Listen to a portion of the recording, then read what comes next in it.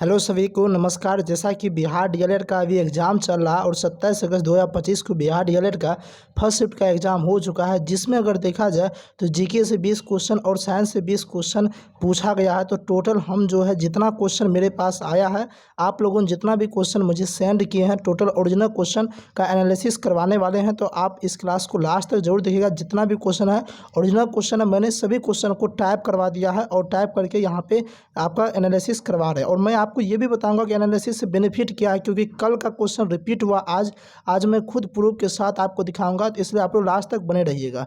एक क्वेश्चन पूछा गया था, अमेरिका का संविधान कब लागू हुआ था? तो 1789 ईस्वी में लागू हुआ था। अगर हम अमेरिका की स्वतंत्रता की बातचीत करेंगे तो अमेरिका भी जो है अंग्रेजों का गुलाम हो गया था, जिसमें 13 उपनिवेश अंग्रेज का बना हुआ था। 13 उपनिवेश, उससे आज़ादी दिलाना था। और बातचीत करें इसके लिए अमेरिका में स्वतंत्रता संग्राम हुआ। और पूछेगा अमेरिका स्वतंत्रता संग्राम का तत्कालिक कारण क्या था, तो आप कहें सर बोस्टन टी पार्टी। क्या था? बोस्टन टी पार्टी था।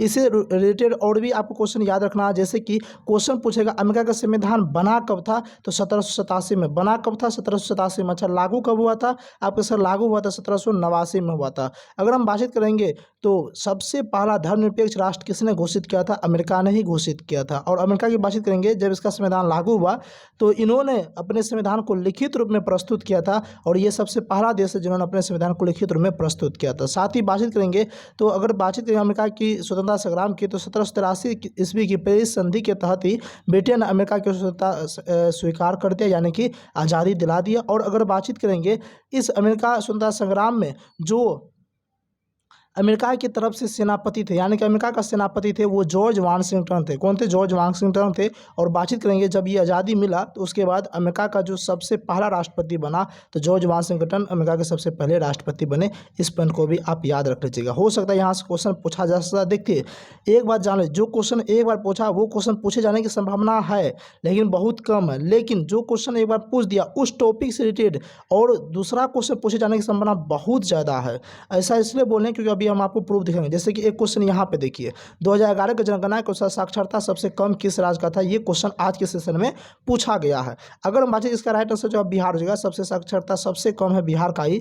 कहेंगे कितना है, तो आप कैसे जी, बिहार का साक्षरता दर है 61.8%, पुरुष साक्षरता दर है 71.2% और महिला का साक्षरता दर कितना है, तो आप कहें सर जी 51.5% है। हमने इसको याद करने का ट्रिक भी बताया था। बिहार का साक्षरता दर पूछेगा तो 61 बोलना, पुरुष पूछेगा 10 जोड़ देना 71 हो जाएगा, महिला पूछेगा तो 10 इसमें से घटा देना 51 हो जाएगा। एक बात जान लीजिए, ये क्वेश्चन जो है ना कल ये पूछा गया था कि बिहार में साक्षरता दर कितना है, तो 61.8%। आज पूछा गया है कि 2011 के जनगणना के अनुसार साक्षरता सबसे कम किस राज्य का था, तो बिहार का। देखिए रिलेटेड है कि नहीं, मैं यही आपको समझा रहा हूँ। क्वेश्चन हूबहू रिपीट बहुत कम होता है, लेकिन उससे रिलेटेड जितना भी टॉपिक है उससे रिलेटेड क्वेश्चन काफ़ी ज़्यादा रिपीट होता है। इसलिए आप एनालिसिस अगर देख ही रहे हैं तो उससे रिलेटेड टॉपिक भी आप देखते चाहिए। उससे रिलेटेड जो मेन पॉइंट है उसको आप पढ़ते चले जाइएगा। 100% आपके एग्जाम में क्वेश्चन आएगा और आप बना दीजिएगा। ये तीनों पॉइंट को आप याद रख लीजिएगा। अच्छा, इससे रिलेटेड एक क्वेश्चन और भी पूछा जा सकता है। क्वेश्चन पूछेगा आपका कि बताइए पूरे भारत में सबसे अधिक जनसंख्या घनत्व किस राज्य का? तो बिहार का। क्या पूछेगा? क्वेश्चन पूछेगा भारत में सबसे अधिक जनसंख्या घनत्व किस राज्य का? बिहार का। क्वेश्चन पूछेगा बिहार का जनसंख्या घनत्व कितना है, तो 1106 व्यक्ति पर वर्ग किलोमीटर। कितना? 1106 व्यक्ति पर वर्ग किलोमीटर बिहार का जनसंख्या घनत्व है। इस बात को भी आप याद रख लीजिए। देखिए अभी स्टार्टिंग है तो अभी बिहार के पूछा जा रहा है। 2 से 3 क्वेश्चन बिहार से रिलेटेड क्वेश्चन पूछा जा रहा है। और जिसका भी एग्जाम लास्ट में होगा उसमें बिहार जीके की संख्या बहुत ही कम होती है। ये हमेशा से रहा, पिछले साल भी ऐसा हुआ था, मैंने एनालिसिस करवाया था, और अब की साल भी ऐसा ही देखने को मिल रहा। इसलिए जिसका भी स्टार्टिंग में है वो सब बिहार जीके पढ़ के जरूर जाइएगा। एक क्वेश्चन पूछा गया था कि तांबा गलाने का आधुनिक कारखाना कहाँ पे है, तो तांबा गलाने का आधुनिक कारखाना जो है खेती यानी कि राजस्थान में। हालांकि और भी जगह है, मेरे ख्याल से आपके ऑप्शन में खेती राजस्थान होगा, तो इसको टिक करना था। एक क्वेश्चन पूछा गया था बिहार के सबसे प्राचीन नदी घाटी परियोजना कौन सी है, तो सोन नदी घाटी परियोजना। कौन सा? सोन नदी घाटी परियोजना हो जाएगा। नेक्स्ट क्वेश्चन देखते हैं। देखिए ये क्वेश्चन की बात करेंगे तो ये क्वेश्चन 26 अगस्त फर्स्ट शिफ्ट में ये क्वेश्चन नहीं पूछा था। क्वेश्चन ये पूछा था कि लोकसभा का सदस्य का कार्यकाल कितने वर्ष का होता है, तो 5 वर्ष का होता है। ये क्वेश्चन पूछा था कल, लेकिन जब हम ये एनालिसिस करवा रहे थे तो इससे रिलेटेड जो क्वेश्चन बता रहे थे उसमें हम बताए थे कि राज्यसभा के सदस्य का कार्यकाल पूछेगा तो 6 वर्ष टिक करना, और देखिए आज पूछ ही दिया। इसलिए मैं बोला था कि एनालिसिस को आप बढ़िया तरीके से देख के जाइए। जो मेरा कल का एनालिसिस देख के गया होगा आज उससे क्वेश्चन बना होगा, 1-2 ज़्यादा क्वेश्चन बना होगा। तो यहाँ पर हम टोटल देख रहे थे। अगर आपसे क्वेश्चन पूछेगा कि लोकसभा के सदस्य का कार्यकाल कितना वर्ष का होता है, कैसे 5 वर्ष पूछेगा, विधानसभा का कार्यकाल 5 वर्ष वर्ष का होता है। क्वेश्चन आपसे पूछेगा राष्ट्रपति, प्रधानमंत्री, मुख्यमंत्री, राज्यपाल का कार्यकाल कितने वर्ष का होता है, तो आप कहें सर 5 वर्ष का होता है। क्वेश्चन अगर आपसे पूछेगा राज्यसभा के सदस्य का कार्यकाल 6 वर्ष का, विधान परिषद के सदस्य का कार्यकाल पूछेगा तो 6 वर्ष का होता है। इतना आप याद रख लीजिएगा, बहुत महत्वपूर्ण लाइन है। आज फिर रिपीट होगा, आगे मैं लिख के देता हूँ, आगे जो आपसे पूछा जाएगा विधानसभा या फिर विधान परिषद से रिलेटेड कोई क्वेश्चन पूछा जाएगा। नेक्स्ट क्वेश्चन देखते हैं, नेक्स्ट क्वेश्चन क्या कहता है। एक क्वेश्चन पूछा गया था यूएसएसआर जर्मनी का युद्ध कब हुआ था, तो 1941 से 45 तक हुआ था। अब ऑप्शन में क्या था उसके अकॉर्डिंग आपको टिक करना था। जिसको भी ये सेशन अच्छा लगा आप इस सेशन को लाइक जरूर कर दीजिएगा, और हाँ जो इस चैनल पे पहली बार चैनल को सब्सक्राइब जरूर कर लीजिए, क्योंकि अभी तो एनालिसिस स्टार्ट हुआ है। आप जाके देख लीजिए, पिछले साल मैंने पूरे की पूरे एनालिसिस करवा रखा था, और अब की बार भी आपका एग्जाम 26 अगस्त से स्टार्ट हुआ है और 27 सितंबर तक एग्जाम चलने वाली है। 27 सितंबर तक डेली व डेली मैं जितना क्वेश्चन होगा मैं एकदम से एनालिसिस करवाने वाला हूँ, वो भी रियल एनालिसिस। इसलिए आप इस चैनल को सब्सक्राइब जरूर कर लीजिएगा, ताकि जिसका एग्जाम नहीं हुआ है उसको एक अंदाज़ा लग सके, उससे एक अनुमान लग सके एक ऐसा क्वेश्चन पूछा जा सकता है। और जिसका एग्जाम हो गया है वो इस वीडियो को शेयर जरूर कर दीजिएगा। हिंदी से क्वेश्चन था कि विधवा का पुल्लिंग क्या होता है, तो विधुर होता है। क्या होता है, विधुर। एक क्वेश्चन पूछा गया था हिंदी से कि आय का विपरीत है, यानी कि आय का विलोम शब्द क्या होता है, तो व्यय होता है। देखिए इनकम हो गया मतलब इनकम, व्यय का मतलब खर्चा हो गया, जितना आप कमाते हैं उसका उल्टा शब्द तो यही होगा, खर्चा करते हैं। क्या सर। एक क्वेश्चन पूछा गया था हिंदी से कि मीनाक्षी का पर्यायवाची क्या होता है, तो देखिए मीनाक्षी का पर्यायवाची होता है मीन लोचना, मत्स्य लोचना, मीन नयना, यानी कि कहा जाए तो एक पार्वती का एक रूप होता है। अब रही बात कि आपके ऑप्शन में क्या था, ऑप्शन में ये तीनों में से अगर कोई था तो आप इसको टिक कर दीजिएगा।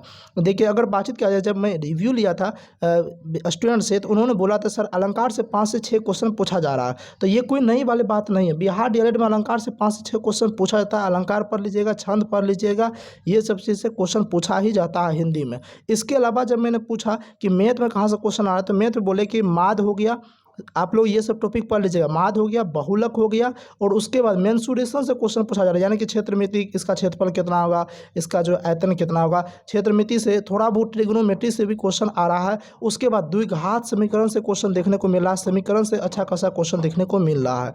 अगर मैं आपको बता दूँ, आप टेंथ का जो है जितना भी चैप्टर है, आप पूरे चैप्टर पर कमांड बनाते हैं, यानी कि 10th का मैथ बना लेते हैं, तो एक भी क्वेश्चन बाहर नहीं जाने वाला। रीजनिंग की बात करेंगे, जब रीजनिंग के बारे में मैंने पूछा तो रीजनिंग का क्वेश्चन एकदम इजी आ रहा है, कोई ज़्यादा हार्ड नहीं था। अगर 10 में से आप थोड़ा बहुत भी पढ़ेंगे तो 9 क्वेश्चन आप सोल्व कर सकते हैं। अगर नहीं पढ़े हैं तो कोई दिक्कत नहीं, इसी चैनल पर फ्री में मैंने पढ़ा रखा, आप जाइएगा, एक प्ले लिस्ट बनाऊंगा प्रैक्टिस सेट का, उसमें मैंने रीजनिंग का 5 प्रैक्टिस सेट करवाए। 5 प्रैक्टिस सेट में लगभग 10 चैप्टर मैंने कमांड करवा दिया। अगर आप उस सेट को लगाते हैं तो यकीनन मानिए कि आपका 10 चैप्टर कंप्लीट हो जाएगा और उससे बाहर क्वेश्चन नहीं आएगा। और उसके बाद बातचीत किया जाएगा साइंस से, तो साइंस का क्वेश्चन आज स्टूडेंट लोगों ने उतना ज़्यादा नहीं सेंड कर पाए, और बातचीत करेंगे साइंस के क्वेश्चन की, तो साइंस का क्वेश्चन जो है ना इजी टू मॉडरेट आ रहा है, ऐसा नहीं कि आसान पूरे आ रहा, कुछ क्वेश्चन आसान है, बाद बाकी लगभग देखा जाए तो मॉडरेट लेवल क्वेश्चन आ रहा है। और साइंस का क्वेश्चन एकदम सिलेबस बेस्ड है, साइंस और जीके क्वेश्चन सिलेबस बेस्ड है, कहीं बाहर क्वेश्चन नहीं पूछा जा रहा है, फालतू का अफवाह फैलाया जा रहा है कि क्वेश्चन 12th लेवल पर नहीं, टोटल क्वेश्चन 10th लेवल पे आ रही है। ठीक है, जो नहीं पढ़ा उसको अनुमान ही नहीं है। अब आपके मन में आता है सर साइंस का और जीके का सर जी कम समय में कैसे तैयार करें, उसका बेस्ट आपको तरीका बताते हैं। साइंस पढ़ने के लिए आप कुछ नहीं कीजिए, आप प्ले लिस्ट में चले जाइए, इसी प्ले लिस्ट में जाइए, वहाँ पे एक साइंस का MCQ चैप्टर वाइज का प्ले लिस्ट बनाओ, आप उसको देख लीजिए, पूरा का पूरा साइंस आपका कंप्लीट हो जाएगा, कम टाइम में बहुत बढ़िया तरीके से समझाए हुए हैं, आपका क्वेश्चन बन जाएगा। जीके का मैं प्ले लिस्ट बना दिया हूँ, जीके का भी मैं करवा रहा हूँ, साथ ही प्रैक्टिस सेट करके चले जाइए, वहीं से टोटल क्वेश्चन आ रहा है, उससे बाहर क्वेश्चन नहीं आ रहा। अगर बातचीत करेंगे तो आज के सेशन में इतना ही क्वेश्चन सेंड किया गया था, इससे ज़्यादा क्वेश्चन स्टूडेंट के द्वारा नहीं सेंड किया गया था। तो देखिए जिसका भी एग्जाम है या जो भी एग्जाम दे के आते हैं, मैं आपसे रिक्वेस्ट करूंगा कि आप इस नंबर पे 75 49 59 49 86, आप इस नंबर पे कुछ नहीं करना है, जो भी क्वेश्चन आपको याद है वो क्वेश्चन आप व्हाट्सएप कर देना है। अगर आप व्हाट्सएप करते तो ही मैं एनालिसिस करवा सकता हूँ, अन्यथा मैं गलत एनालिसिस नहीं करवाऊँगा। इसलिए जो है अगर आप लोग क्वेश्चन सेंड कीजिएगा तो एनालिसिस करवा देंगे। साथ ही आप टेलीग्राम से ज्वाइन हो जाइए, अगर किसी को इसका पीडीएफ चाहिए तो पीडीएफ के लिए आप टेलीग्राम से ज्वाइन कर लीजिए, वहाँ पे आपको पीडीएफ मिल जाएगा। हाँ एक बात, जिसका भी एग्जाम होगा इस नंबर पे आप लोग क्वेश्चन जरूर सेंड कीजिएगा। उम्मीद करता हूँ आज का सेशन अच्छा लगा, तो मिलते हैं नेक्स्ट सेशन में, तब तक के लिए बने रहने के लिए बहुत बहुत धन्यवाद। जय हिंद।